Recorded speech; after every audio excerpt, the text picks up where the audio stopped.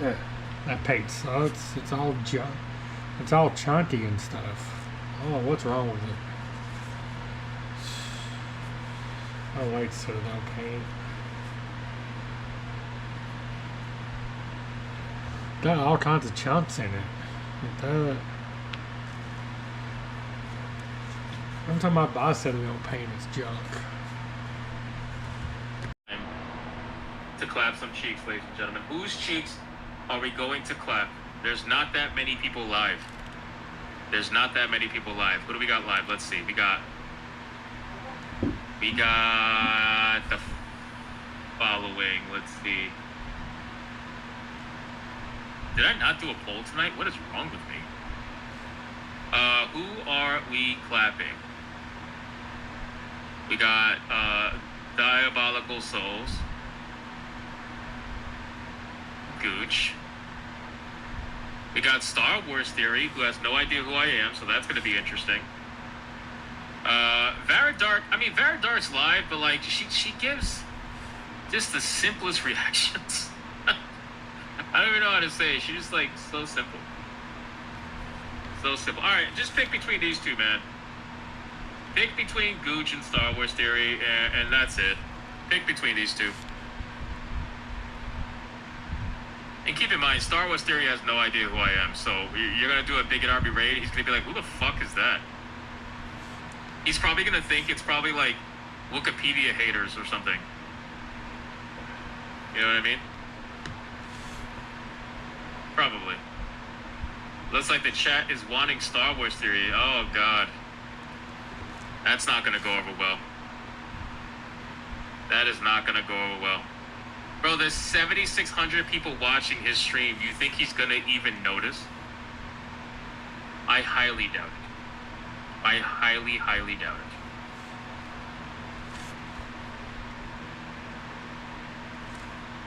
But the chat has voted, ladies and gentlemen, so we are going to raid Star Wars Theory. That's it. We're going to raid Star Wars Theory. The chat has spoken, and I do what the chat wants. Raid Star Wars Theory, and do me a favor, make sure to like the stream when you are in there. Like the stream when you are in there, ladies and gentlemen. Get a Sith-based series. Hypnotic Santa should be the spam. Sanguine Tail says Hypnotic Santa should be the... Yeah, I guess you could do that. Instead of doing Bigot Army Raid, do Hypnotic Santas. The power of banning. Spam that. JK, this was banned the blue. You might get banned from his mods, though. Probably. Seems to be a yeah, do that. Do that. Do Hypnotic Santas. That's probably... That's probably for the best. Look at Adair Soto giving a membership. But notice the lightsabers aren't very bright this one. There you go. I see all the hypnotic spams. I see it. I see it. I see it. Again, don't expect him to notice because he's got almost 8,000 people in his chat. It's fucking wild. Yo, Theory just ordered a Dooku saber. It's wild. Receive it. Is there a Sith and Dooku in the works? Thank you for everything you do. We've got some ideas planned for it. Why am I getting this? Oh. Why does that? Oh, interesting. Star Wars was something to me too. Ever since I was little, influenced. I see it on the chat. I see it here. You got the special edition. I see it right here. The chat be flying? Yeah, the chat is flying like crazy, Kiara Luna. Crazy. Make more fan films. Love your positive stance. Let me see if I have any more super chats. Hold on. Dragon Master Zero with the $1 stripper. There was the Gold Vader VHS. I appreciate you. Thank you so much, man, for that. The acting from Green Lady was remarkably dreadful. Bro, this man is so calm. How can I be calm like that? The only stars were... what do I gotta do? Like breathing exercises or something? Soul Reaper says he doesn't notice. Of course he's not. He's reading super chats. He's not gonna notice. I told you guys that. What was with the cringy Jedi team? Useless. Bro, the chat is flying. Look at the amount of people getting banned for spamming. Oh my god, this is great. The witches can create life. This is great. Force, but Plagueis tried and failed. That makes no sense. T-Jeff says that's why Gucci Gooch was the better option. Hey, I was just doing what the chat wanted, man. I was doing what the chat wanted. Book of Boba Fett and on par with Kenobi. Nope. All right, ladies and gentlemen, listen. Go watch Star Wars Theory, or go watch Gooch, or go watch whoever you want. Look, somebody said hypnotic spammers. If you guys are cosplaying, we also offer. Oh shit. So just freedom cosplays. They don't. That's amazing. That's amazing. All right, guys, listen. Watch your favorite YouTuber right now. Go have fun for the rest of the night. Go be bigots. Shout out to everybody who liked the stream, commented, super chatted, shared the stream. I greatly appreciate it. Shout out to the Hypnomods for doing what they do every single night. They are absolute legends. I appreciate them as well. And on that note, I'm going to leave you with Uncle Joey. Of course, we got to give you some inspiration as you leave the stream. Have a great night, and we'll see you guys tomorrow on Hypnocast, 9 p.m. Eastern. You already know how it goes. Bye.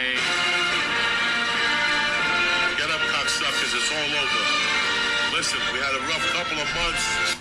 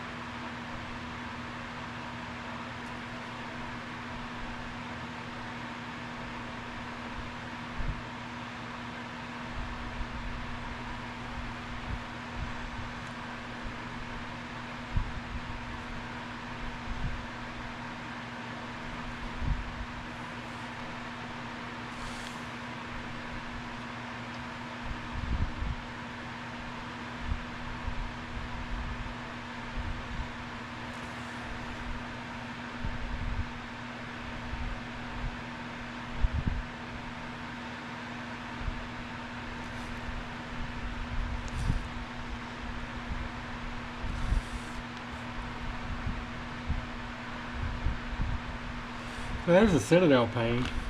It's got all kinds of crust in it. Here's Vallejo. I always get bad paint from Citadel. I don't know why.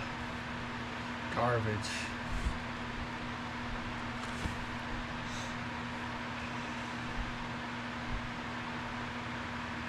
Plus you get bigger pots. And it's cheaper than Citadel paint.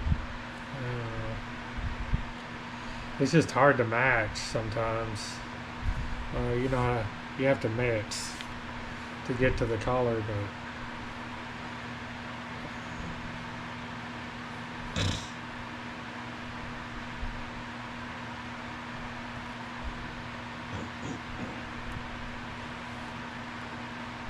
but I paid like $6 or $7 for that pot at the store. Brand new. I bought it last weekend. Well, this weekend. I bought it Friday. Garbage. I know I can take it back, but I don't know where the receipt is. I always have a horrible time keeping receipts.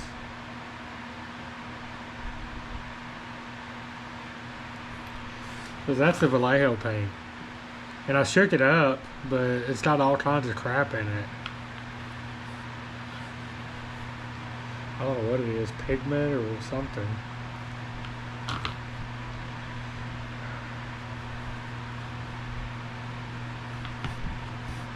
Because I painted it on, where is it? I painted it on here. See? It's already coming off.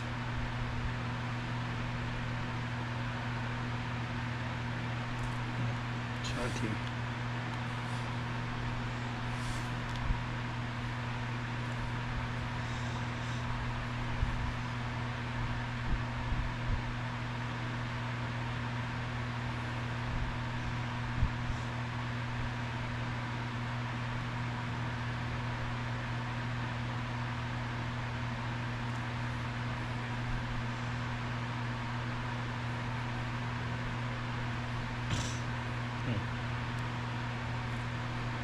That's good as undo there.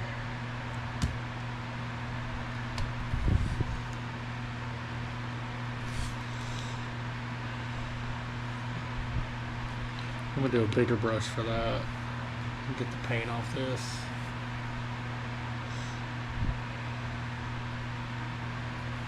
I got where is it?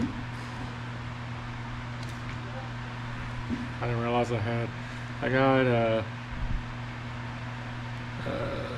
technical paint, the outside to for the rivets and stuff to make it look like it's oxidizing.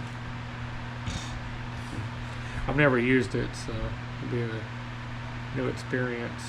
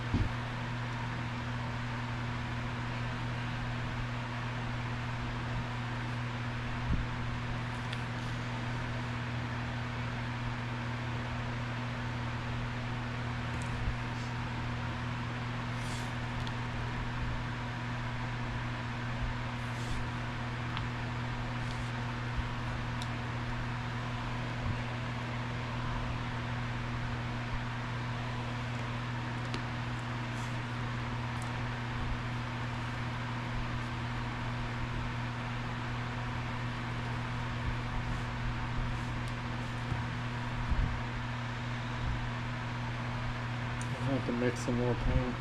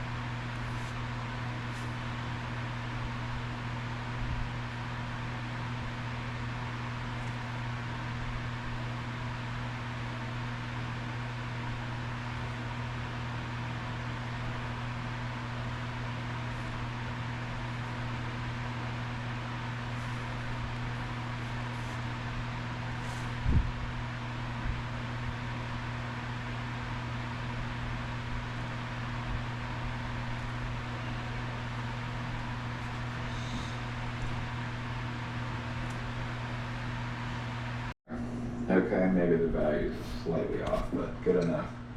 All right, so now let's try another color. Okay, so let's mix this gray color here. Now, it may be obvious to many of you that this has a lot of white in it, but grays, there are two colors that are a little bit, it might throw people, and that is, if you just, and again, let me go back and say that when I think about color, I always recommend that my students think about color in these three ways.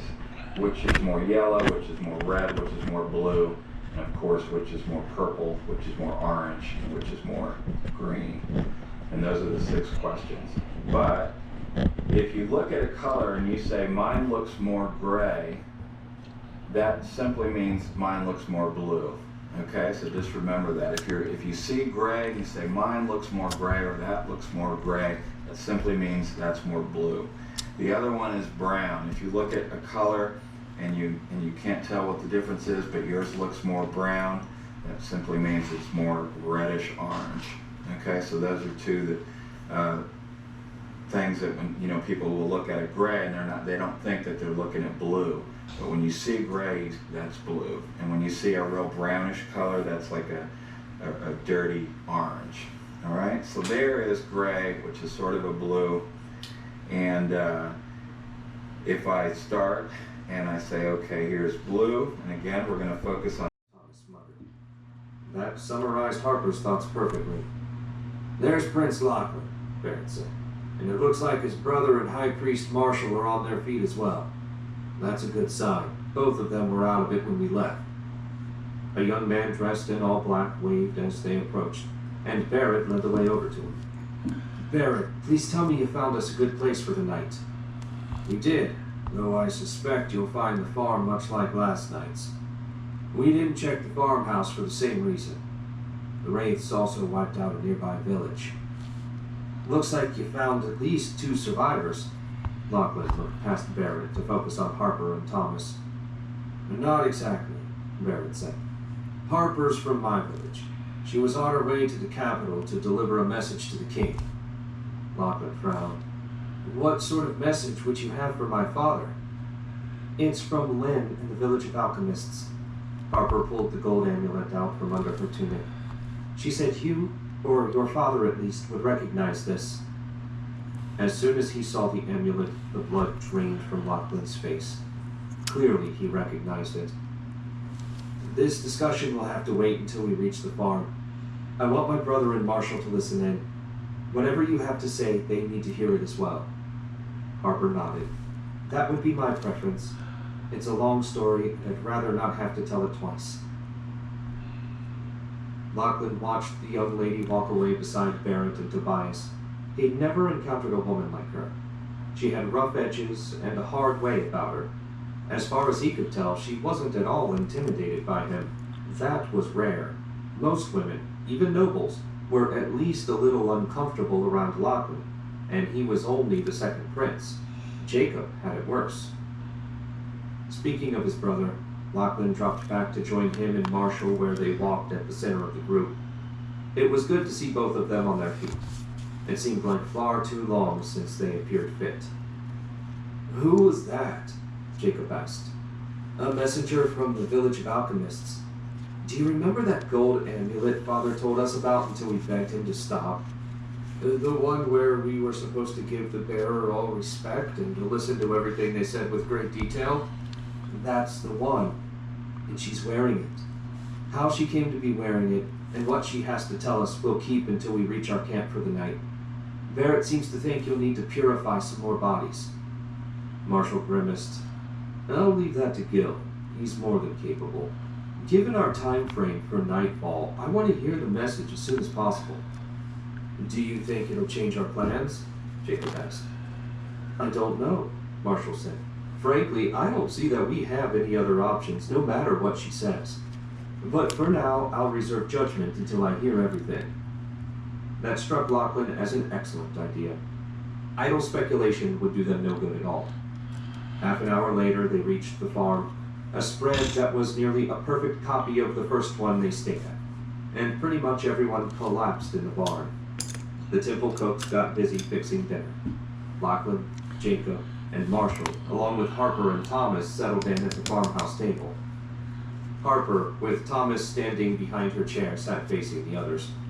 A slight tightness around her eyes was the only sign Lachlan could see that she was anxious. If he wasn't looking for it, he never would have noticed. "We have a limited amount of time before dark," Marshall said. "If you would be so kind as to give us the alchemist's message." Harper took a breath and said, "Some of it you already know. An army of wraiths has been freed from their prison, a place called the Oblivion Deep. The undead are under the control of a group of wizards that call themselves the Acolytes of Darkness." "That might be the stupidest name I've ever heard," Jacob said.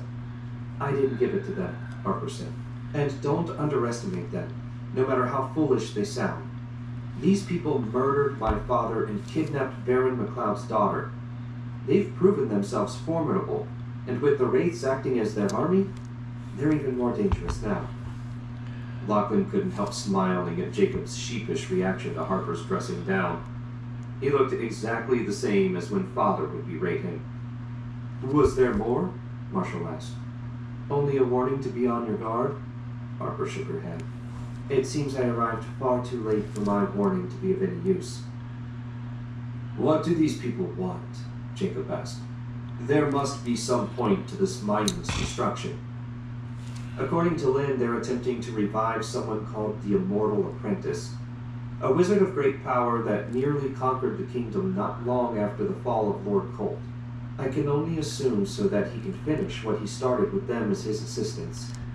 "I know that story," Jacob said. "The Sun Sword was forged to kill that wizard." "To defeat him," Marshall corrected. "The Immortal Apprentice didn't get his name by accident.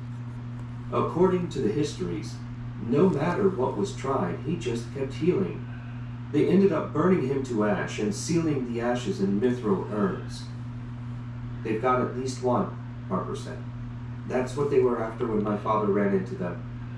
If the capital has fallen, then the urn kept there has almost certainly ended up in their hands as well.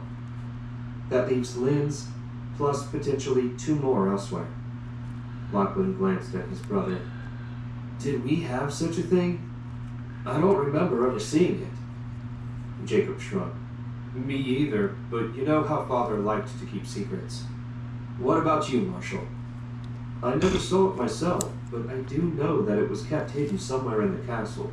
We would be foolish in the extreme to assume that our enemies don't now possess it." Marshall glanced out the window, then back. "How did you end up in the village of alchemists?" "I went with Baron MacLeod. During our travels, my companion and I ended up with a demon-possessed amulet. The Baron assured us that the alchemists would be able to destroy it. When we told them our story, they explained the rest.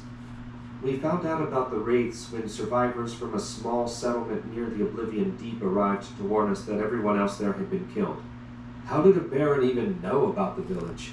Jacob asked. "Lady MacLeod was born there, and his lordship received permission to come and go." That was the first time Thomas had spoken, and he'd been so quiet that Lachlan had almost forgotten he was there. "And who are you, sir?" Marshall asked. "Sergeant Thomas of his lordship Baron MacLeod's personal guard. My team and I accompanied the Baron on his journey to the village." Thomas went on to tell them about the wizard and his narrow escape. "If Miss Harper hadn't been there, I'd be ghoul food right now. That wizard wants into the village in a bad way." "I fear we'll have to call that good for now," Marshall said. "The shadows are long, and we need to get the barrier up." They all stood and followed Marshall out of the kitchen. Gil was waiting by the front door when they exited. The underpriest bowed to Marshall. "Only an older couple, Lord Marshall. No children." "Thank Brannock for small favors," Marshall muttered. "We don't have time to burn the bodies now. Let's get to the barn." Gil fell in behind them, and the group made the short walk to the barn. As soon as they entered, the scent of roasting meat filled the air. The cooks, it seemed, were making good progress. Inside, many of the people were already asleep, or nearly so. Jacob and Marshall assumed the now familiar position, with Jacob seated holding the sun sword across his lap, and Marshall resting his hands on Jacob's back. The rooms lit up, and Lachlan assumed the barrier fell into place. It felt slightly odd, bringing no one for protection he couldn't see. What's that about? Lachlan nearly jumped out of his shoes when Harper spoke right beside him. She hadn't made so much as a whisper of sound.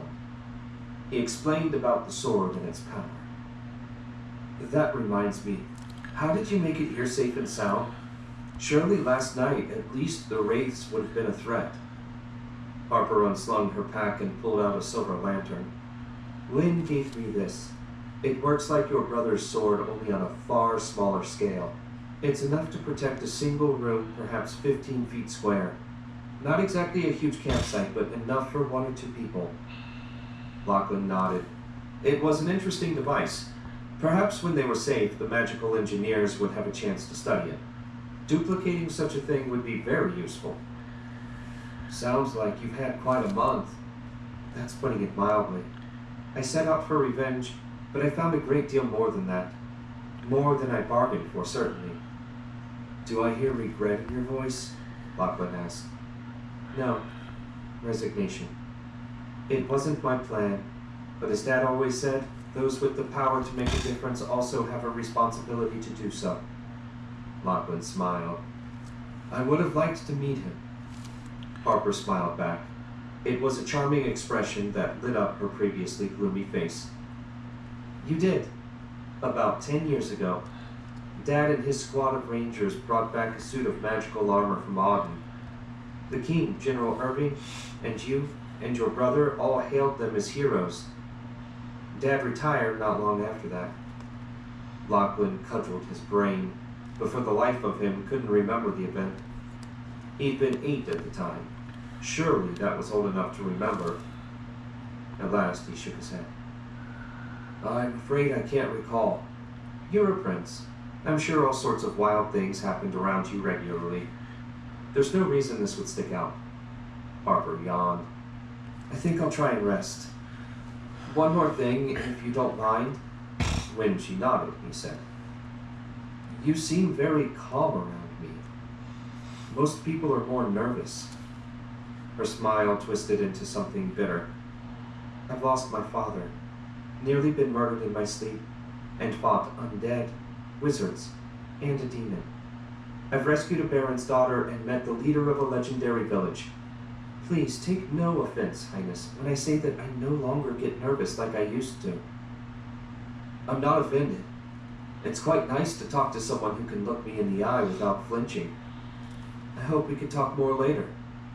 Since it seems we'll be traveling together for the foreseeable future, I see no reason why we couldn't. She offered a slightly stiff bow and walked away. He watched her walk, enjoying the play of the muscles in her legs, until she reached Barrett, who noticed Lachlan's curious gaze. The hunter offered a small, knowing smile. It seemed he'd been found out. Leaving his fantasies for now, Lachlan went to check on the food. Considering how far they'd walked, the people would be starving. He sighed. If Lachlan got nothing else out of this miserable journey, he'd certainly gotten a vastly greater appreciation for the talents of the army quartermasters. Chapter 33. After parting company with Prince Lachlan, Harper walked across the packed barn. One good thing about having this many people in a tight space was that their combined body heat helped warm things up. It wasn't hot by any means, but the air was far more comfortable than outside. Harper swallowed a sigh. She'd had her speech to the king all planned, and he was unable to even hear it. Having caught a brief glimpse of him, Harper had serious doubts that he'd ever hear anything again. Some of the corpses she burned this morning looked healthier. A stab of pity ran through her. It would be a hard thing for the princes to lose their father. Harper was certainly an expert on that. She joined Barrett and Tobias, who were sitting beside a man and woman who were obviously a couple. Harper looked closer. Elias?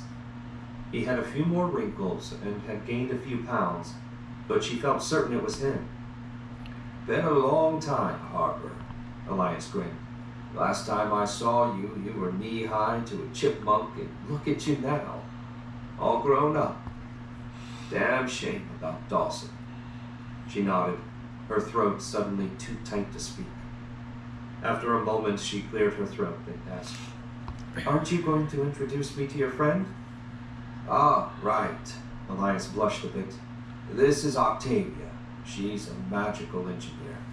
We worked together at the castle. Harper nodded. Pleasure. You got lucky. There are no better men than the Rangers. I'm learning that more and more. Octavia snuggled closer to Elias, whose face split into the happiest, most goofy smile Harper had ever seen. It was nice that someone was happy in all this misery. It gave her hope that maybe when matters were finally settled, she could find some happiness for herself. How are the other guys? Harper asked. Elias's smile withered. Sergeant Bennett died about a year ago. Jackson was at the castle when we were attacked. I hold out little hope for him.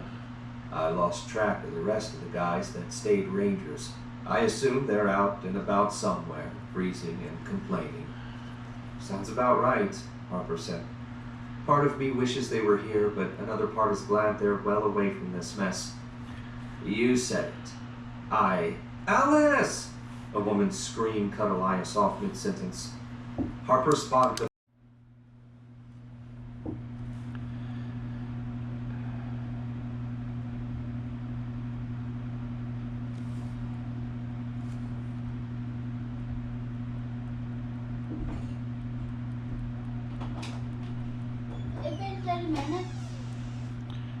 Yeah.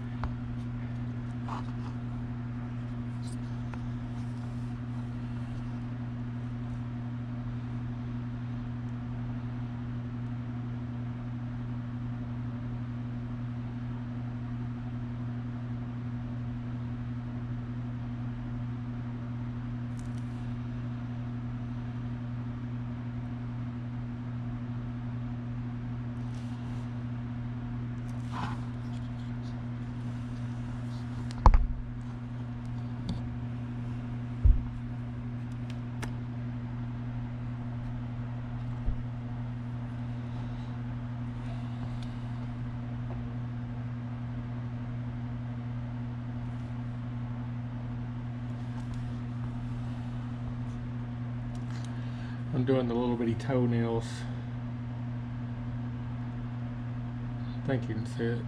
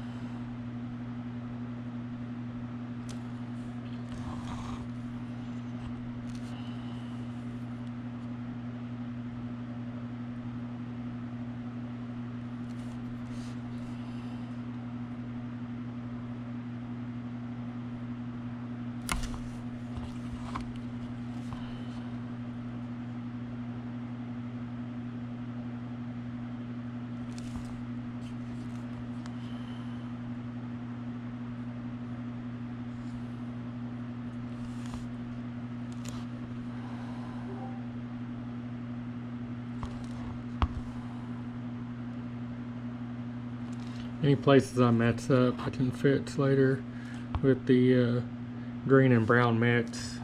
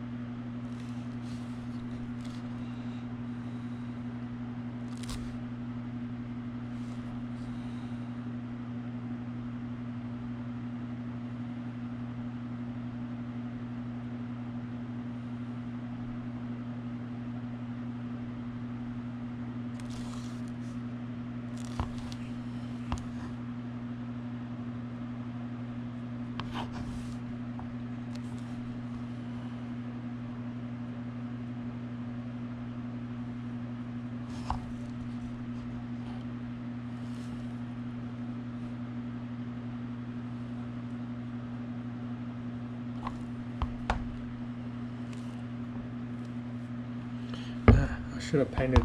I should have printed these plates out separately. Ugh, nightmare. Gosh.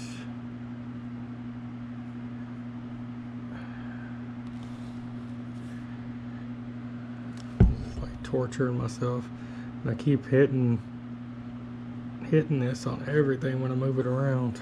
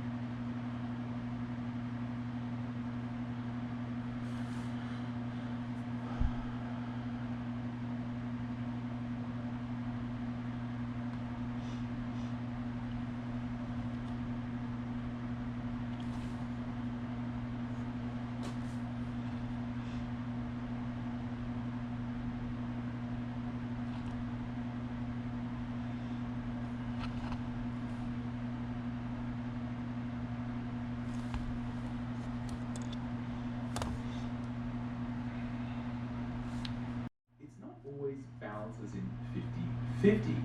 Balance when it comes to composition and art is often more complicated. When it comes to composition, we can actually balance something very big with something very small. We can balance an area of intense detail with an area of intense rest where there is no detail.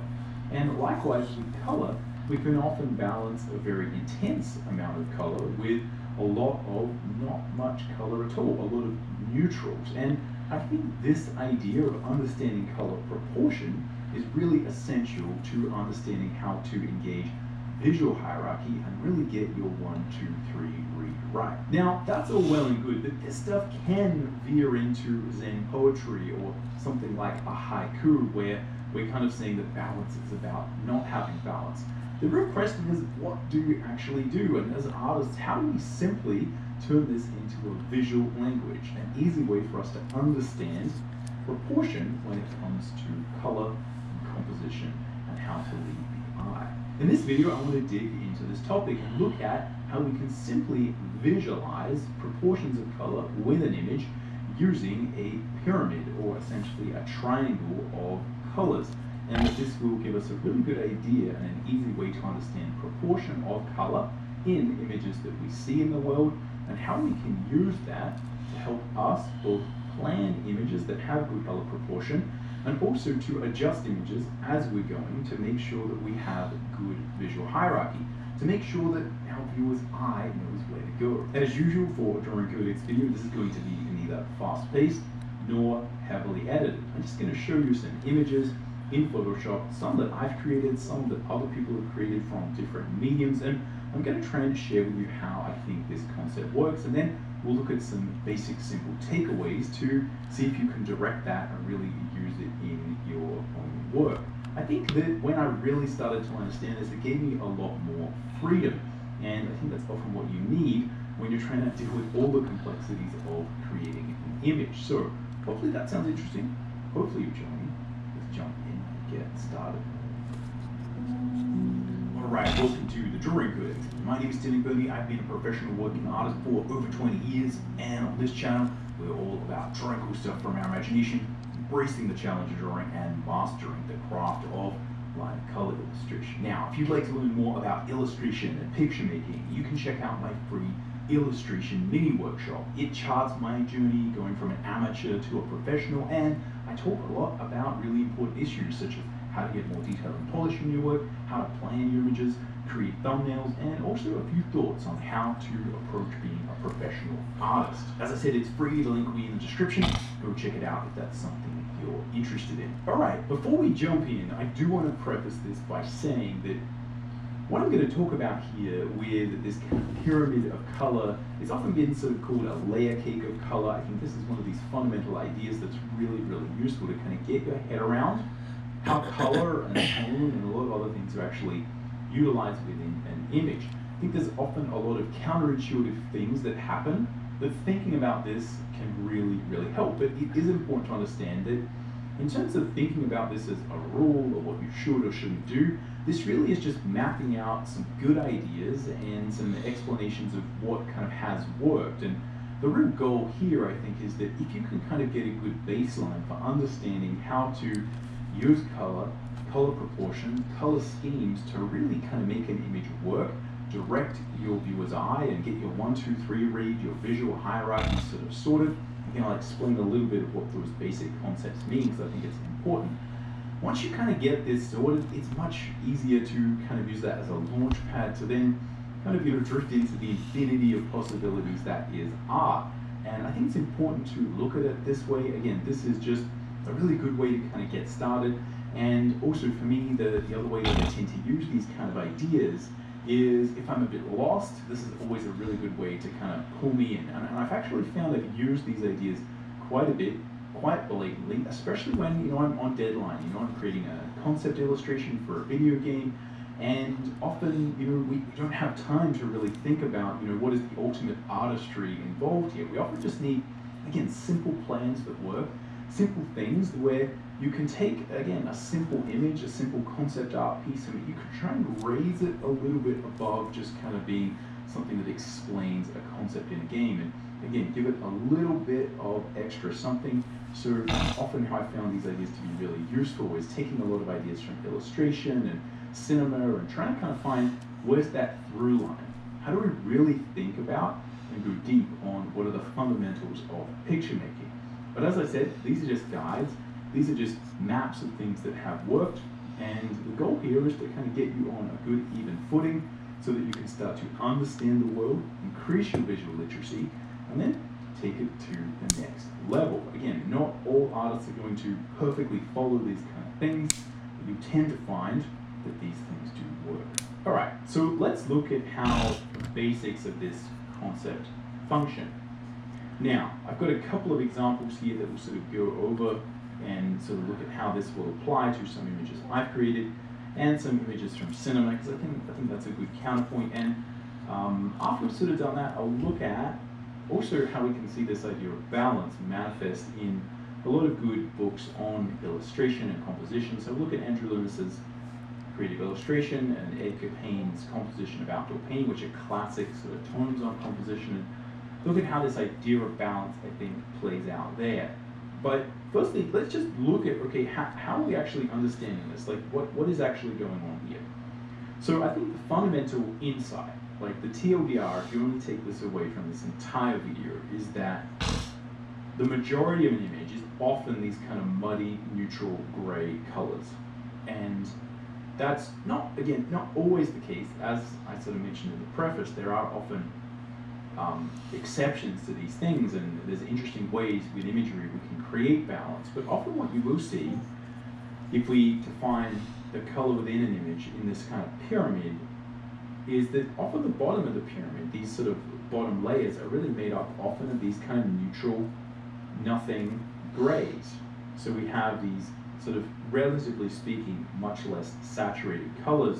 We've obviously got this big block of the yellow combi van, and we've also got some of this more saturated green, right? And again, there are a couple of little pops here of very sort of saturated, much more fluoro green, right? So you're seeing this kind of, again, this sort of layering of colors and this proportion of color.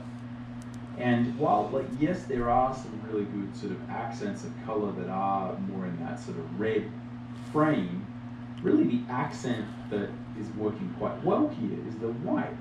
And the white is a void of color, but that's actually a really good way compositionally to create balance in an image where there's a lot of color. So this is a lot more colorful in general.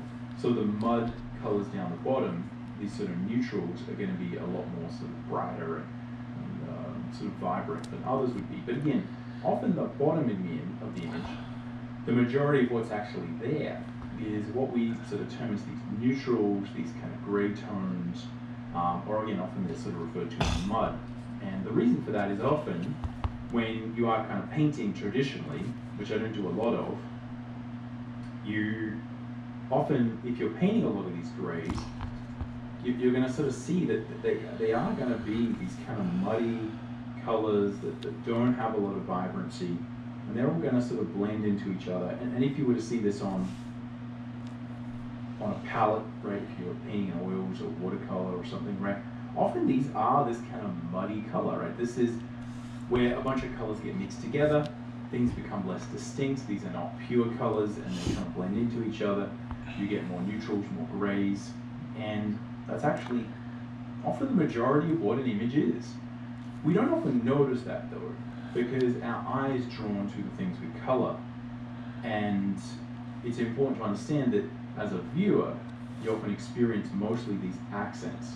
So here we've got, there's a couple of like very sort of vibrant colors here, right? But these, as I said, these sort of bright reds that I think are helping to sort of draw the eye, but they're kind of spattered around the place, and really functionally they're doing a better job of increasing the vibrancy through color vibration of the greens, because again, red is a good complement of green. The thing that's really helping me to draw the viewer's eye is this white. And the white is a void of color, which, as I said, is a good way to, if you have a colorful image, to create contrast, right? Because again, I could try and make this more saturated. I could try and make his clothing red to really try and draw the eye, but making it white creates this nice little sort of accent at the top of the pyramid that is often where our sort of eye is meant to go. So this is a good way to think about it, right? You can think about the Illuminati style eye at the top of the pyramid, right? That's kind of where we want our eye to go, right? You know, the rest of it is there to support that. So one of the fundamental keys to understand is that often when we're trying to draw the eye, it's a matter of understanding that sort of more is often less, right? So in order to get a lot more focus where we want, we often have to put less everywhere else. So let's see how that sort of plays out, right? So here I've got this image here, and you can see that, as I was saying, like a lot of this pyramid at the bottom is kind of made up of these kind of nothing colors, right? These kind of unremarkable, but you know, sort of pleasant to look at sort of greens. And this is a real sort of homogeneous series of colors, right? These are unoffensive. They kind of blend into each other, right? It kind of works pretty well, you know? And I've sort of got some, these get a little bit redder. Again, I'm often putting little sort of accents in here, right? You sort of see this nice little sort of red tones here and there to kind of draw out and create interest. So there's this idea of sort of creating interest and vibrancy by having some colors vibrate with others. But where you really see the most sort of contrast in this frame, again, from my perspective, is where I is kind of drawn to this guy here, and that's done through having some reds. So right at the top, so we've got some reds. You've got, again, some of these kind of whites of the hair. Right, we've got this sort of the face. And basically, you know, pretty much everything else is, you know, these types of colors that are, you know, not that interesting. And I think this is really, you know, sort of worth looking at and understanding. Again, there's not a lot of rhyme or reason in terms of, you know, what color I'm sort of putting where. On the pyramid, I'm really just thinking about, like, you know, which is the most sort of prominent and which ones are really the accents that are close to where we're sort of drawing the eye. And often it is this balance that allows our eye to go to a particular area. And it is the lack of the colors and the contrast and the vibrancy that you would see elsewhere that actually supports that. And again, these ideas are fundamental to balance and composition, so we could also perceive this as being related to things like tonality or detail levels, etc. Right? There is a hierarchy to that. But in terms of color, I think this is a really simple way to look at it. So let's before we do this one and this one, let's go look at sort of some cinema and see, well, how's this idea used in other mediums? And here you can see, obviously, we've got a very similar idea. If you kind of look at a lot of these sort of frames here from Blade Runner, you can see that most of it is this kind of black, which again is a lot of what you see in much of sort of film is sort of darkness or a lack of light. Here, same sort of thing. We've got this sort of green background, these dark colors that are making up a lot of it, and it's this green mixed with this real sort of warm, fleshy color, and that's, you know, it is this hierarchy of understanding what is actually going to be there and what are you mostly seeing. So here again, we've got a lot of sort of darkness. Most of the image is going to be made up of darks, dark blues, and some dark sort of purpley sort of skin tones. But then we do have this nice neon lighting here, right? Which really does kind of create that sort of vibrancy. And even though, again, you know, a lot of this image is working sort of tonally, not by color, it's important to understand that, you know, if we didn't have that vibrancy there, the image may feel really dead, right? It may feel as if it doesn't have anything interesting. The first battle with the Cielsen at Crestguard, but it was far away across some 20,000 light years of empire and open space, out where the Vale opened on the Norma Arm. While my father did his best to impress upon me the gravity of the situation, things at home were quiet, save for the levies the imperial legions pulled from the plebeians every decade. We were decades from the front, even on the fastest ships, and despite the fact that the Cielsen were the greatest threat our species had faced since the death of old Earth, things were not so dire as that. As you might expect from parents such as mine, I was given into the hands of my father's servants almost at once. Father doubtless returned to his work within an hour of my birth, having wasted all the time he could afford that day on so troubling a distraction as his son. Mother returned to her mother's house to spend time with her siblings and lovers. As I said, Mother wasn't involved in the family's bleak business. That business was uranium. My father's land sat atop some of the richest deposits in the sector, and our family had presided over its extraction for generations. The money my father pulled in through the Wong Hopper Consortium and Free Traders Union made him the richest man on Delos, richer even than the viceroy, my grandmother.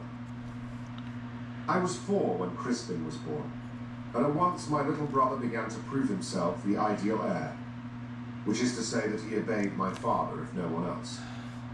At 2, he was almost as large as I was at 6, and by 5, Crispin had gained a head on me. I never made up that difference. I had all the education you might expect the son of a prefectural archon to have. My father's castellan, Sir Felix Martin, taught me to fight with sword, shield belt, and handgun. He taught me to fire alarms and trained my body away from indolence. From Helene, the castle's chamberlain, I learned decorum, the intricacies of the bow, and the handshake and of formal address. I learned to dance, to ride a horse and a skiff, and to fly a shuttle. From Abbey Arthur, the old chanter who tended the belfry and the altar in the chantry sanctum, I learned not only prayer but skepticism, and that even priests have doubts.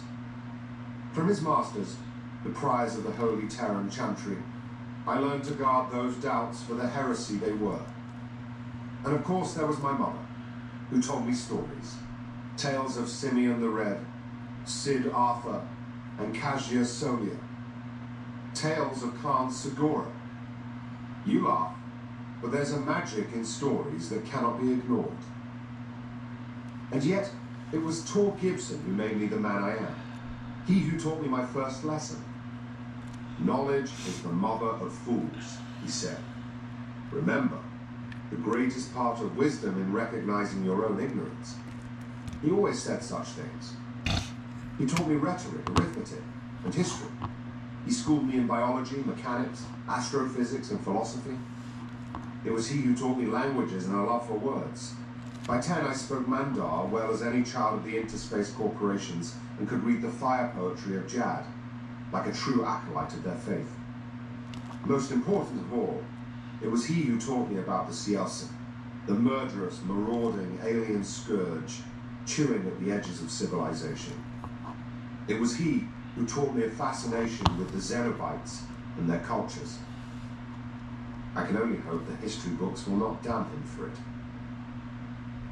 You look comfortable, said Tor Gibson, voice like a dry wind in the still air of the training hall. Moving slowly, I pulled out of the complex stretch I'd folded myself into and flowed through the next position, twisting my spine. Sir Felix and Crispin will be here soon. I want to be ready. Through the small arched windows set high in the stone walls, I could just make out the calls of seabirds, their noise muffled by the house shields. The old scholiast, face impassive as a stone, moved round into my line of sight, slippered feet scuffing on the mosaic tower work.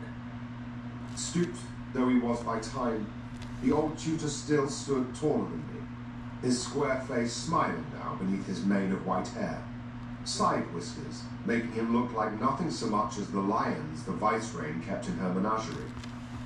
Looking to put the little master flat on his ass, are you? Which ass? I grinned, stooping to touch my toes, voice creaking a little with the strain. The one between his ears? Gibson's thin smile vanished. You do well not to speak of your brother thus.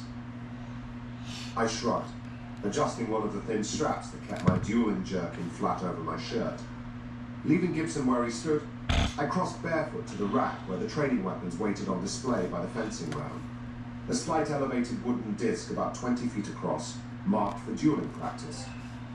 Did we have a lesson this morning, Gibson? I thought it wasn't until this afternoon. What? He tipped his head, shuffling a little closer, and I had to remind myself that though he moved well, Gibson was not a young man. He'd not been a young man when his order commissioned him to tutor my father. He was himself, nearing 300 standard years. Gibson cupped a gnarled hand to one ear. What was that? Turning, I spoke more plainly, straightening my back as I'd been taught in order to better project. I was to be Archon of that old castle, in time, and speechcraft was a Palatine's dearest weapon. I thought our lesson was later. He couldn't have forgotten. Gibson forgot nothing, which would have been an extraordinary quality were it not the basis requirement for being what he was, a scholiast. His mind was trained to be a substitute for those daemon machines forbidden by the Chantry's holiest law, and so couldn't afford to forget. It is, Hadrian. Later, yes. He coughed into one Viridian sleeve, eyed the camera drone that lurked near the vaulted ceiling. I was hoping I might have a word privately. The blunted backsword in my hand slipped a little. Now, before your brother and the Castellan arrive, yes. I turned and placed the sword back in its place, between the rapiers and the sabres. Spared the drone a glance myself, knowing full well that its optics were trained on me. I was the Archon's eldest, after all, and so subject to as much protection and scrutiny as father was himself. There were places in Devil's Rest where two might have a truly private conversation, but none were near the training hall. Here, in the cloister. Distracted a moment, Gibson looked down at my bare feet. No shoes? Mine were not the feet of a pampered nobile. They looked more like the feet of some bondsman, with sheets of callus so thick I had taped the joints of my largest toes to keep the skin from tearing. Sir Felix says bare feet are best for training. Does he now? He says you're less likely to roll an ankle. I broke off, all too aware of the time. Our word, can it wait? They should be here soon. If it must. Gibson bobbed his head, short-fingered hands smoothing the front of his robe and its bronze sash. In my sparring clothes, I felt shabby by comparison, though in truth his garments were plain, simple cotton, but well dyed to that hue that is greener than life itself. The old scholiast was on the verge of saying more when the double doors to the training hall banged open and my brother appeared, grinning his lupine grin. Crispin was everything I was not, tall where I was short, strongly built where I was thin as a reed, square-faced where mine was pointed. For all that, our kinship was undeniable. We had the same ink-dark Marlowe hair, the same marble complexion, the same aquiline nose and steep eyebrows above the same violet eyes. We were clearly products of the same genetic constellation, our genomes altered in the same fashion to fit the same mold. The Palatine houses, greater and lesser, went to extravagant lengths to craft such an image so that the learned could tell a house by the genetic markers of face and body as easily as by the devices worn on uniforms and painted on banners. The craggy Castellan, Sir Felix Martin, followed in Crispin's wake, dressed in dueling leathers with his sleeves rolled past his elbows.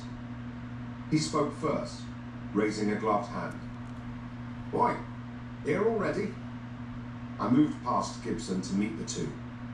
Just stretching, sir. The Castellan inclined his head, scratching at his skein of tangled grey-black hair. Very good, then. He noticed Gibson for the first time. Tor Gibson. Strange to see you out of the cloister at this hour. I was looking for Hadrian. Do you need him? The knight hooked his thumbs through his belt. We've a lesson now. Gibson shook his head swiftly, ducking into a slight bow before the Castellan. It can wait. Then he was gone, moving quietly from the hall. The door slammed, sending a temple-hushed boom through the vaulted hall. For half a moment, Crispin did a comic impression of Gibson's stooped, lurching step. I glared at him, and my brother had the good grace to look abashed, rubbing his palms over the cold, dark stubble on his scalp. Shields at full charge? Felix asked, clapping his hands together with a dull, leathered snap. Very good. In legend, The hero is almost always taught to fight by some sunstruck hermit, some mystic who sets his pupils to chasing cats, cleaning vehicles, and writing poetry. In Jad, it's said that the swordmasters, the Maeskeroi, do all these things and might go for years before so much as touching a sword. Not I. Under Felix, my education was a rigor of unending drills. Many hours a day I spent in his care, learning to hold my own. No mysticism, only practice, long and tedious until the motions of lunge and parry were easy as breathing.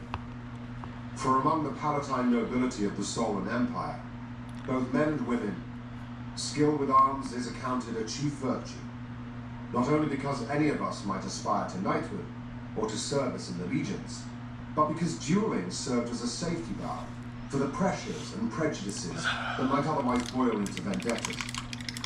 Thus, any scion of any house might at some point be expected to take up arms in defense of her own honor or that of his house. I still owe you from last time, you know, Crispin said when we'd finished our drills and faced one another across the fencing round. His thick lips twisted into a jagged smile, making him look like nothing so much as the blunt instrument he was. I smiled to match his, though on my face I hoped the effect was less swagger. You have to hit me first. I flicked the tip of my sword up into a forward guard, waiting for Sir Felix's say-so. Somewhere outside, I heard the distant whine of a flyer passing low above the castle.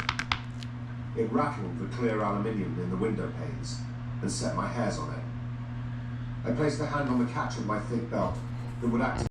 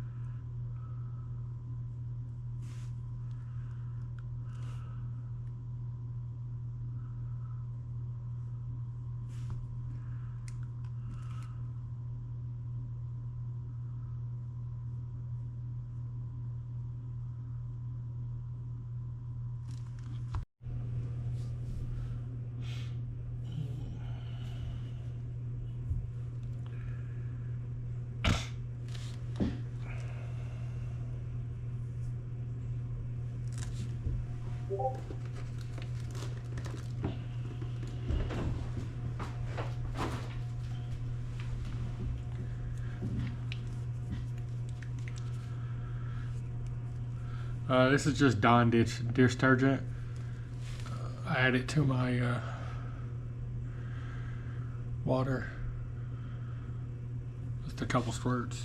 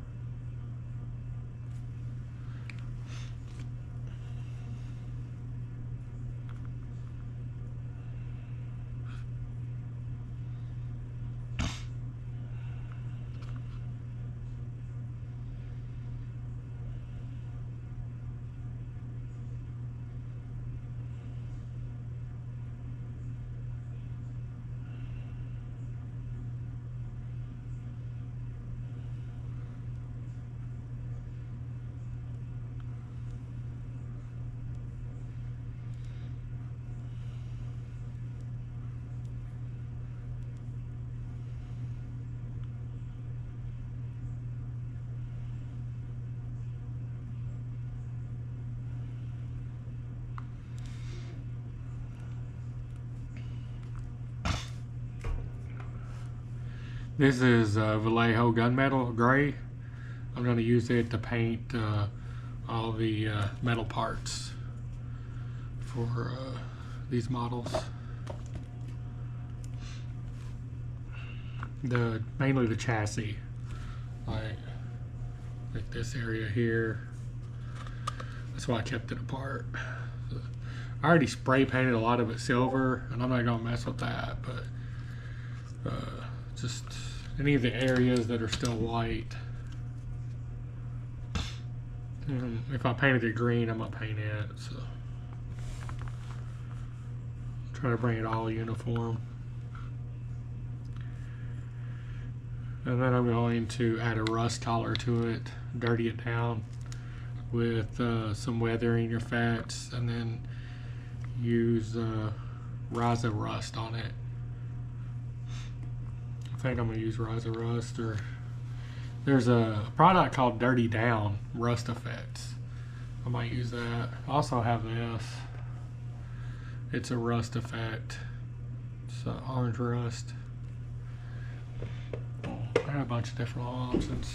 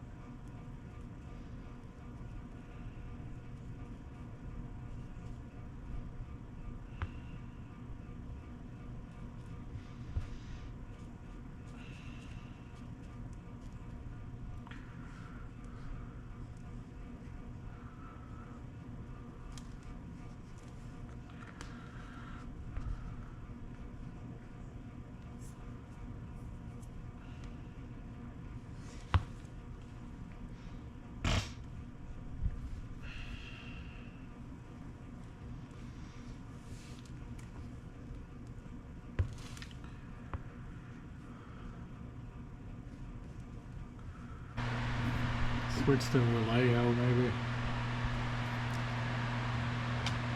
I really like golden. It's really good. Let's see.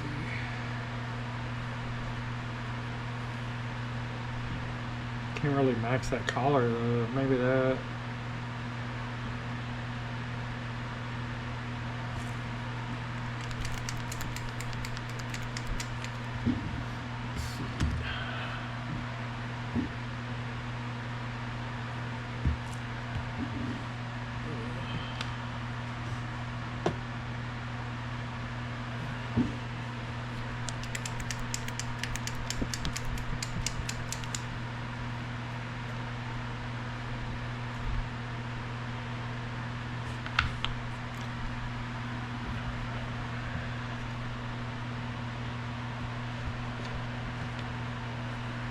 Where is it?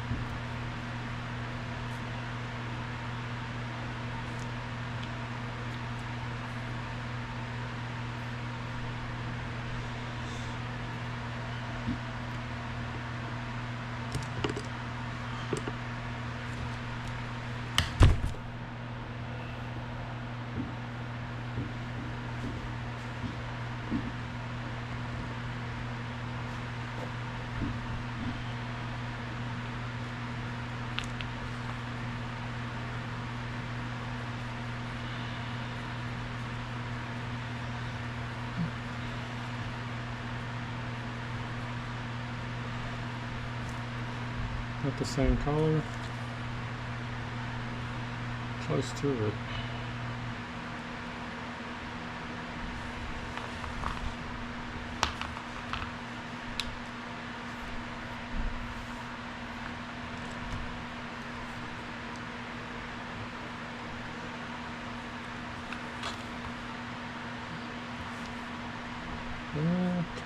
Kind of.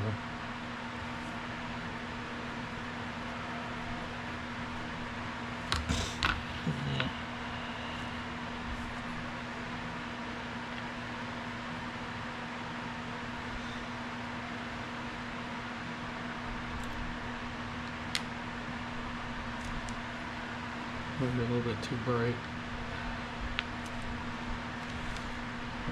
Let's see.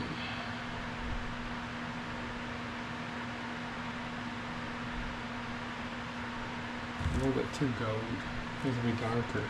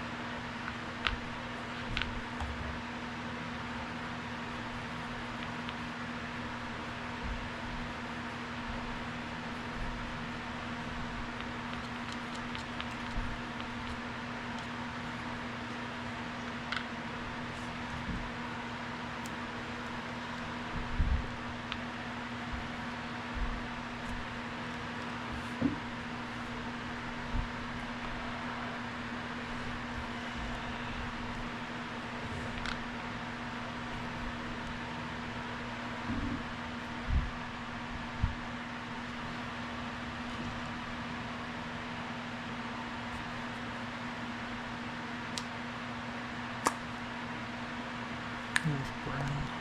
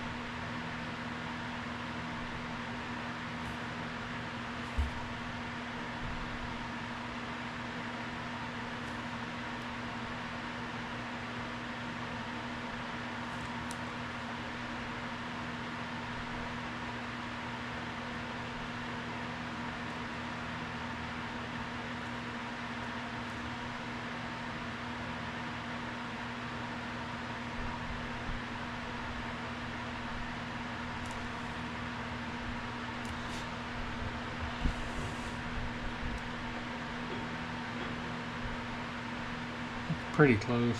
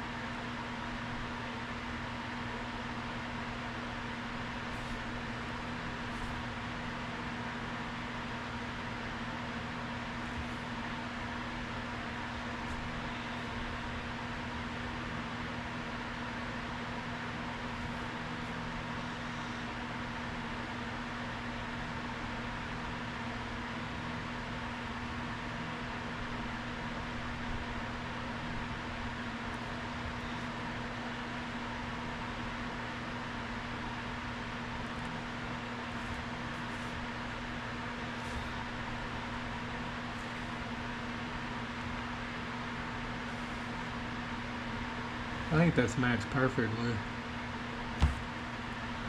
It's like a rose gold.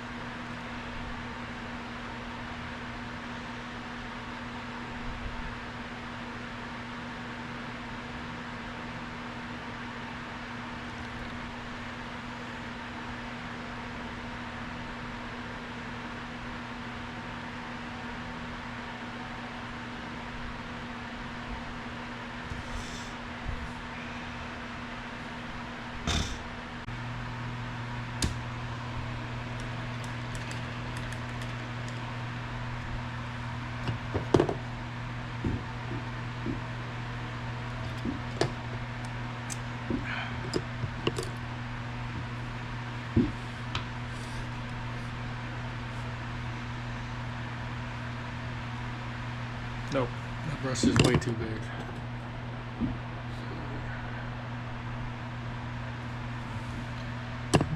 I want a bigger brush, but that's still too big.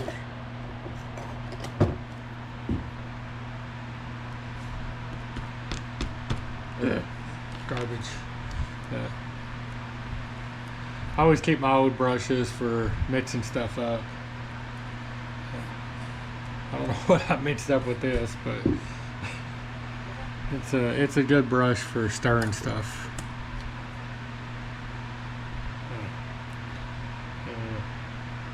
This one's junk, but I think I paid like $2 for it. It's from China, but it works for stirring stuff up. Keep your old brushes. They work good for stirring up anything. Let's see here.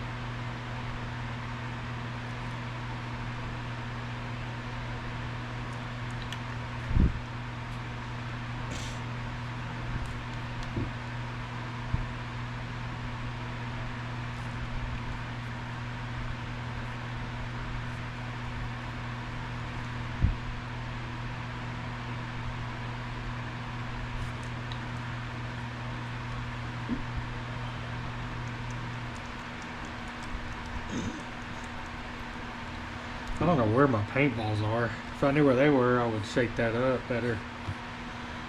Get it to work.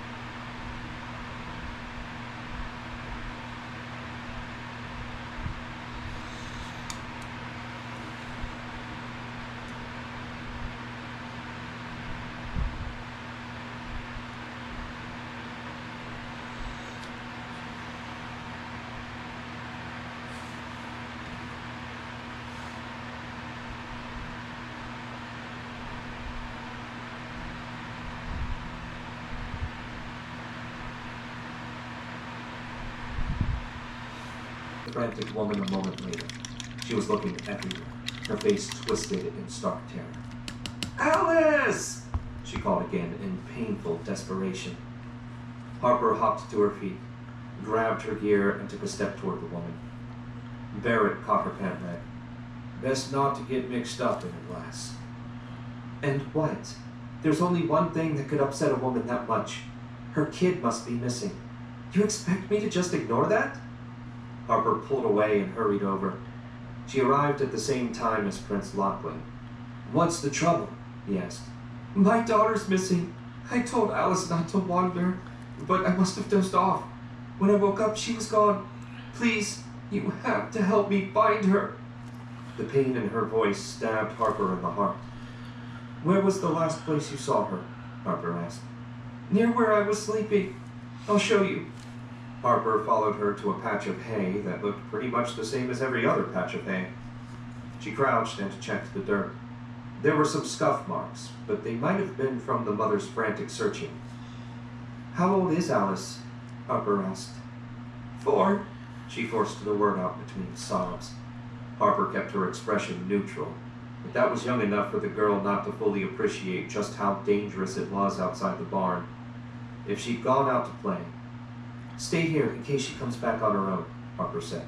"I'll take a look around." "As will I," Prince Lachlan said. "The archangels bless you both." Harper headed for the door and offered a silent prayer to Brannick that her worst fear wouldn't be realized. Prince Lachlan walked beside her, his brow furrowed. "Are you a hunter, Highness?" Harper asked. "I've been hunting, but didn't track game through the woods or anything.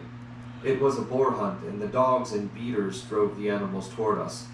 All I did was hold my spear and wait." "If you held a spear and faced down a charging boar, you've got guts at least. Unfortunately, that won't help us much in the current situation. If you could stay just a little behind me so you don't mess up any tracks, I'd appreciate it." "Of course. Anything I can do." He slowed a fraction and let her pull ahead. Harper kept her focus fully on the dirt. There were thousands of tracks everywhere. Trying to make sense of them was a waste of time. She'd just have to wait until they were closer to the door. It should be easy to see one set of tracks going out since the majority would be coming in. "I've never met a woman hunter before. I didn't even know that was a potential line of work for women." Harper shrugged but didn't look back. Fur buyers don't care who trapped the beaver, only about the quality of the pelt. Same with butchers. You bring them a fresh haunch of meat and they'll pay you for it, man or woman. Results are what count. She crouched by the door. No tracks going out. That was a good sign. "Are there any other doors?" she asked. "I believe there's another set of doors at the rear where the temple cooks are preparing dinner. Perhaps they've seen Alice." "One way to find out." Harper marched toward the opposite end of the barn. She made sure to not even look in the poor mother's direction. The sight of her was just too much to handle. At the rear of the barn, they found a group of 12 men and women watching half a cow roast on a spit over a flame that burned with no fuel. There were iron rods driven into the meat that glowed orange. The meat sizzled and filled the air with a delicious aroma that reminded Harper she hadn't eaten since breakfast. The cooks all straightened when they spotted the prince. One of them gulped, his prominent larynx twitching like a bobber in a trout pond. "Have any of you seen a little girl running around?" Lachlan asked. The cooks looked back and forth at each other, shaking their heads. Finally, one of them, the oldest-looking woman, said, "We've been focused on the food, Highness. She may have run by without us even noticing. I'm terribly sorry." "No need to be. Your job is cooking, not babysitting. We'll leave you to your work." The answer didn't surprise Harper. In her experience, unless a kid was causing trouble, they tended to be ignored by busy adults. Unless the adult was Harper's late mother. She saw and heard everything, and was always eager to tell you exactly what you were in trouble for. Putting thoughts of both her mother and Alice's out of her mind, Harper strode over to the back exit. It was the same sort of sliding double doors as the front, and they were closed tight. Even if they weren't paying attention, surely someone would have noticed her opening the door. No tracks in the dirt indicated that she'd even come this way. If she hadn't left by either set of doors, where in the world was she? "I'm at a bit of a loss," Lachlan said. "As far as I'm aware, there are only the 2 exits. There are only 2 big enough for us. For a little girl, any gap in the wall might be enough to get out. We'll have to search the perimeter of the barn." "What am I looking for? A broken board? A hole? Anything that might indicate Alice could get outside?" Without another word to the prince, Harper went left. Every second they spent searching made it that much more likely that Alice would get found by the wraiths. Whatever else happened, Harper didn't want that little girl's death on her conscience. As Lachlan worked his way around the perimeter of the barn, he couldn't stop thinking about Harper. He'd never met a woman like her. While she was too muscular and rough around the edges to be considered classically beautiful, Lachlan found her will and determination charming. So charming, in fact, he couldn't get her out of his head. When they were apart, all he wanted was to rejoin her company, to learn more about her. She was such a remarkable individual that her life story had to be fascinating. The little he'd heard of it so far certainly was. He paused at a board that hung slightly askew and gave it a tug. No, too tight. No way could a child of any size fit through the opening. He had no intention of giving up the search, but as the minutes rushed by, his hope of finding Alice alive dwindled. Lachlan wanted few things less than to have to tell the mother that her child had been killed by wraiths and would have to be burned so she wouldn't come back to life as a monster. "What's this?" Lachlan hurried over and knelt beside a board that had been snapped off about a foot above the floor. The opening was small, but not so small that a determined little girl couldn't force herself through. Across the barn, Harper had worked her way 3/4 of the way to the front doors. He loosed a piercing whistle, and when she looked his way, Lachlan waved her over. She trotted across the barn. "Did you find something?" He pointed at the broken board. "This is the first thing I've found of note." "It's more than I've found." She crouched, then turned to look at him with a frown. "Did you kneel here? The dirt has been smoothed." Lachlan winced. "I did. Apologies." Heaven's mercy, that sounded pathetic. He was a prince for Brannick's sake. He hardly ever had to apologize to anyone, much less a hunter of no particular standing. Even so, he found the thought of her disappointment far more painful than he should have. "It's fine. I'll just have to check from the outside." His heart skipped a beat. "You can't go outside. I have no idea how far the barrier extends." She shrugged out of her pack and dug out the silver lantern. "No need to worry. I can make my own barrier, remember?" He did, in fact, yet even knowing it did absolutely nothing to lessen his desire to keep her safe. It was a completely irrational feeling, of course, but he wouldn't deny it even if he could. "I don't think that's a good idea." "Neither do I. But it's a better idea than letting that little girl stay out there by herself." Harper touched a crystal on the side of the lantern, and it burst into light. "You don't have to come with me. I'll just check for tracks, and if I find any, I'll follow them and bring her back. Shouldn't take long." Letting her face the danger by herself would be the most cowardly thing Lachlan had ever done. "No, I'll go with you. If she's hurt, you won't be able to carry her and the lantern." Harper grinned. "Is it really okay for a prince to risk himself to rescue a common girl? I can't imagine your guards will be pleased if you sneak out on your own." "Wait, do you even have guards?" "I used to, but most of them died in the castle. And a better question would be, could I live with myself if I did nothing? And the answer is no. I swore that I would get all these people to safety, and I mean to see that through to the best of my ability." "Then let's get going." Harper marched straight toward the door, her stride determined and unwavering. Where did the woman find such courage? Even with his magic, it took everything Lachlan had to put one foot in front of the other as he followed her. At the door, she paused to let him catch up. "Stay close, and remember this thing's limited range. 5 paces from me, and you're in trouble." "I won't forget." She circled around the barn with Lachlan at her side. His hand never strayed far from the hilt of his sword. It was only a habit. Without the priest's magic, his sword was useless against the wraiths. Speaking of which, he'd expected to see some of them flitting around. Outside the gap in the boards, Harper muttered, "Damn the luck. What is it? Fresh tracks of the correct size for a little girl?" She snuck out here and made her way toward the farmhouse. Harper held up the lantern, but that made little difference. Shaking her head, she thrust the silver lantern into his hands. "Hold this." Lachlan fumbled for a moment, but managed not to drop it. Harper took her bow from its holder, bent the stave, and strung it.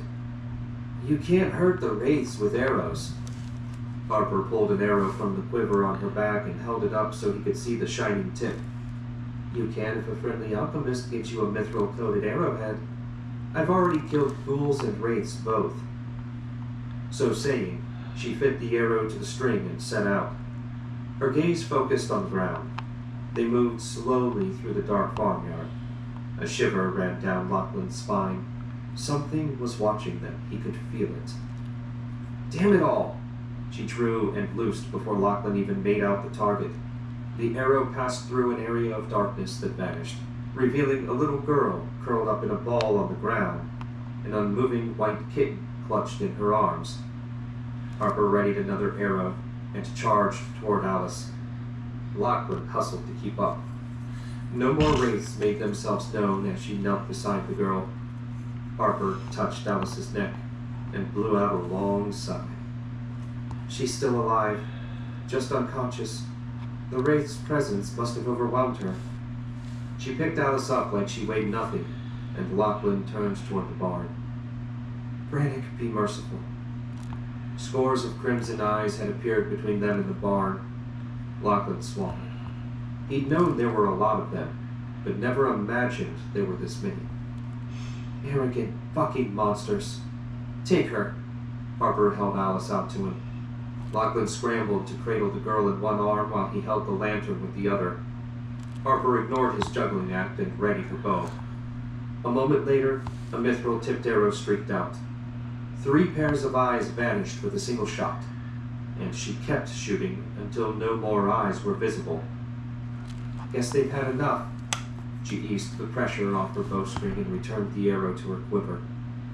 "I'll take the lantern." Relieved of part of his burden, Lachlan adjusted his grip on Alice. "Does nothing frighten you?" She offered a bitter laugh. "Plenty of things frighten me. The thought of losing any more people I care about most of all.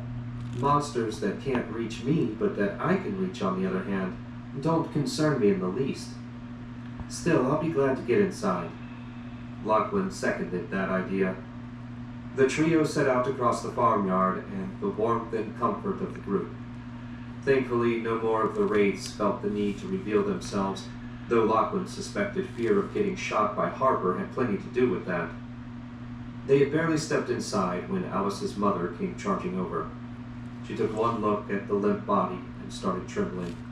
"She's alive," Lachlan hastened to say. "It looks like the wraith's presence overwhelmed her and she fainted.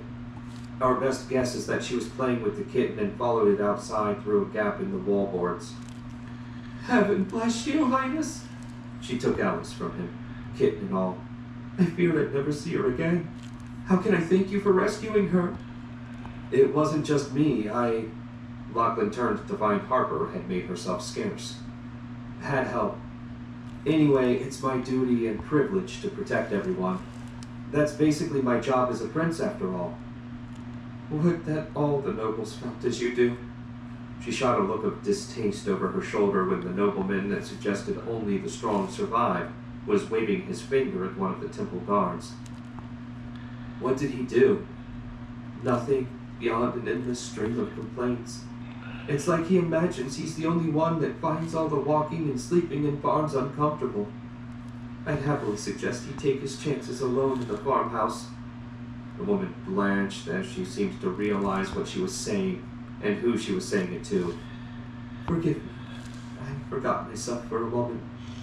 Lachlan offered a gentle smile. "It's fine. You'd best go take care of Alice, then try and get some sleep. We have another long day in store for us tomorrow." "Yes, Highness. And thank you again." As soon as she left, Lachlan immediately looked for Harper and found her.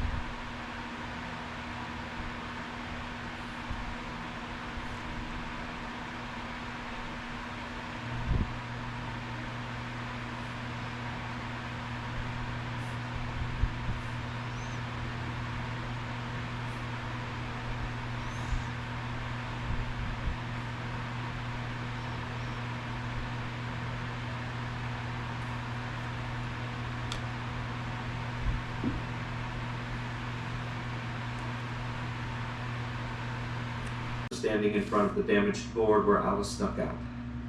As he walked over to join her, Harper bent and picked up one of the pieces of scrapwood that was lying around the barn. She slammed it into the dirt and worked it from side to side. When he reached her, the gap had been closed off. A carpenter as well. Is there no end to your talents? I don't know about talent, but at the very least, no more kids or kittens will be sneaking out on us. I'd say it's just about time to get some supper.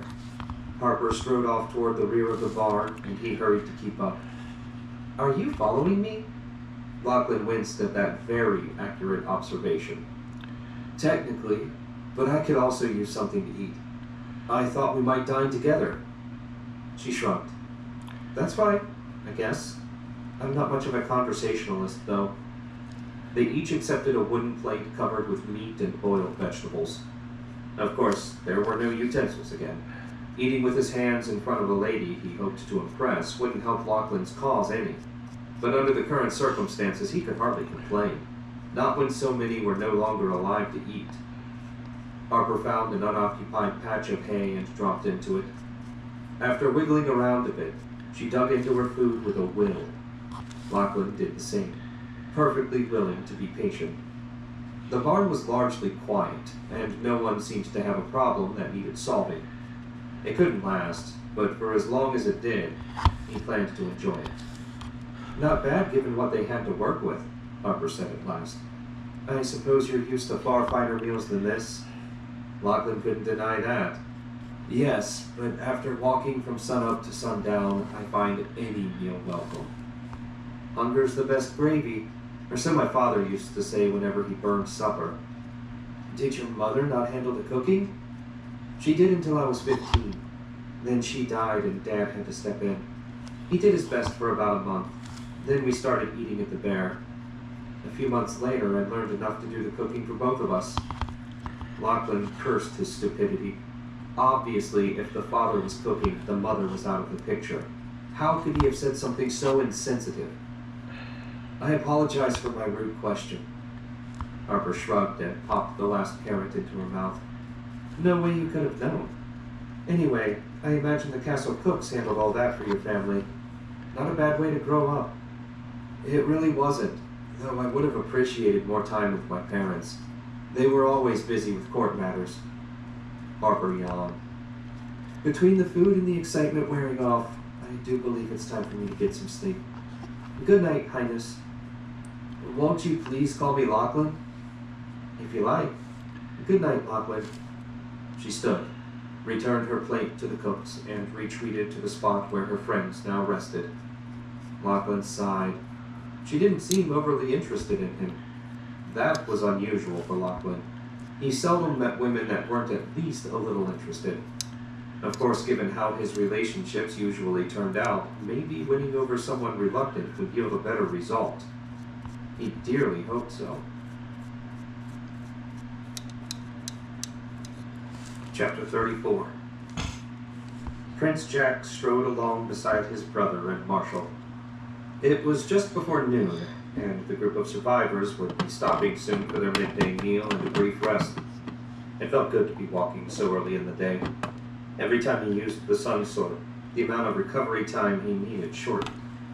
He took that as a good sign, though a sign of what he couldn't say. And then she killed every wraith she could until they fled, Lachlan said. I've never met such a brave woman. He'd been going on about the alchemist's messenger, Harper, if Jack remembered correctly, almost non-stop since Jack woke. Lachlan seemed to have fallen head over heels for the girl. Jack wanted to warn him off. Nothing good would come from a royal mixing with a commoner.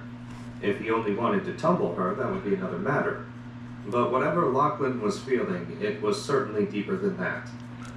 Lachlan had to know they had no hope of a real relationship. Much like Jack himself, Father would eventually decide on a wife for Lachlan, one that would strengthen the kingdom. He glanced at his still unconscious father.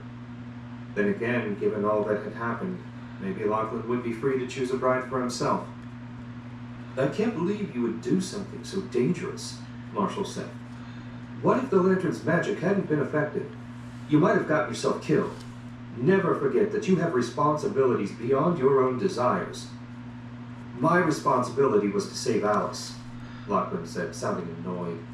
Perhaps, but tell me wanting to impress that girl played no part in your decision. Lachlan looked away. I thought not. Marshall blew out a long sigh. Still, all's well that ends well, I guess. Shall we call a halt for lunch? I'd like to continue our discussion from last night. I'll get Harper. Lachlan ran off. Jack shook his head. He's in deep trouble, Marshall. Such is the fate of all men at some point in their life. Did you notice that at no point in his story did Harper seem to have any real interest in Lachlan? I mean, the sort of interest he's hoping for. He's a prince. Once he makes his desire clear, she'll react just like any other woman. No need to worry about that. Perhaps, Marshall muttered to himself. How did you manage the effects of the spell last night? It still wasn't pleasant, but at least this time I had plenty to think about. If these wizards are as serious about reaching the village as it sounded, are we doing the right thing by guiding them there? We may not be, but I can't think of any other option given our circumstances. The group stopped, and the temple cooks got busy handing out leftovers. Jack, Marshall, Lachlan, and Harper stood a little ways away from the group to discuss their course. It was strange having a commoner sit in on the meeting. Outside of the servants and guards, Jack never had much to do with people outside the nobility. He wasn't sure what he expected, but so far she had proven herself both level-headed and brave. Being in the company of two princes and Brannick's high priest didn't seem to intimidate her, though after hearing Lachlan's story, Jack certainly understood why. Marshall opened the meeting. I hoped to consider our options with regards to the alchemist's village. We've determined that leading the enemy to their doorstep might not be the best idea, and at the same time, we have no others. Would it be possible for you to go ahead of us and let them know the situation, Harper? She shook her head. I can't find my way back. Lynn didn't give me whatever treatment is necessary to bypass their wards.